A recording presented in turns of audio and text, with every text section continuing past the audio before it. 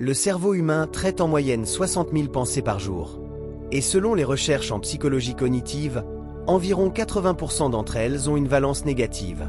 Ce n'est pas un hasard, c'est le résultat d'un biais évolutif appelé biais de négativité, documenté depuis les années 1990 par les neuroscientifiques Baumeister et Bradslavsky. Dans cette vidéo, nous allons comprendre ce mécanisme et surtout, comment le reconfigurer. Avant de chercher à changer quoi que ce soit, il faut comprendre une chose essentielle. Les pensées négatives ne sont pas un défaut. Elles sont le résultat d'un mécanisme de survie vieux de millions d'années. Notre cerveau est naturellement câblé pour détecter les dangers, anticiper les problèmes et se souvenir des mauvaises expériences. Les scientifiques appellent ça le biais de négativité. Le problème, c'est que dans notre vie moderne, ce système d'alarme tourne en permanence, même quand il n'y a aucun vrai danger. Résultat, on se retrouve prisonnier d'un mental en alerte constante. La première étape, c'est d'apprendre à observer ses pensées plutôt que de les subir. Quand une pensée négative surgit, au lieu de te laisser emporter, pose-toi cette simple question. Est-ce un fait réel ou une interprétation de mon esprit? J'ai mal géré cette réunion, c'est peut-être un fait. Je suis nul et je n'y arriverai jamais, c'est une histoire que ton cerveau invente.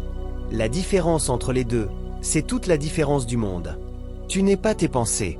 Tu es celui ou celle qui les observe. Il existe une technique puissante issue de la psychologie moderne, appelée la diffusion cognitive.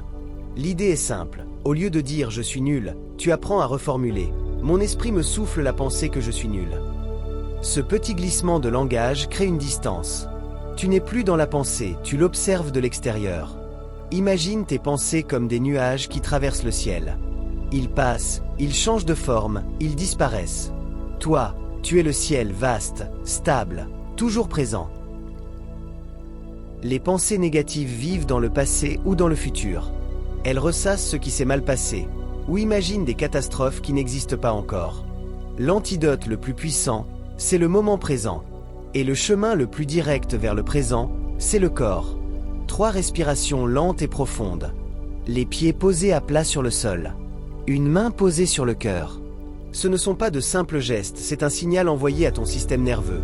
Tu es en sécurité, ici, maintenant.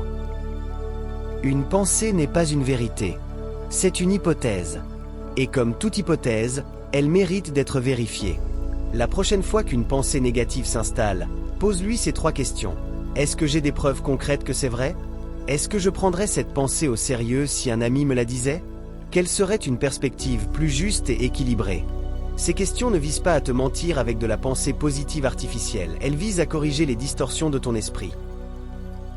Nos pensées répétées deviennent des croyances. Et nos croyances façonnent la façon dont on vit. Il est donc essentiel de prendre soin des mots qu'on se dit à soi-même.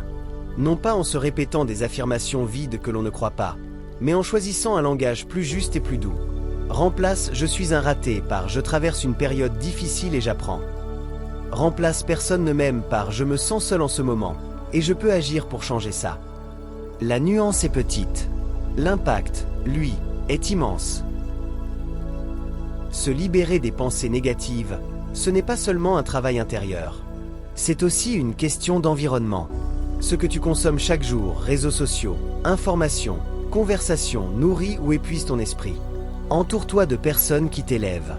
Consomme des contenus qui t'inspirent. Crée des routines qui ancrent ton énergie dans le positif. Une marche le matin, un carnet de gratitude le soir, quelques minutes de silence. Ton esprit est un jardin.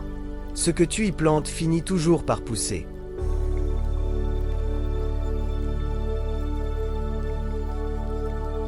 Se libérer des pensées négatives n'est pas un état qu'on atteint une fois pour toutes.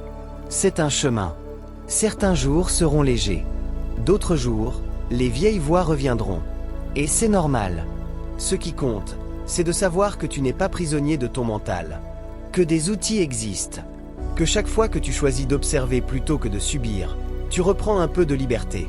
Prends soin de ton esprit, c'est le seul endroit où tu vis vraiment. Si cette vidéo t'a aidé, partage-la avec quelqu'un qui en a besoin.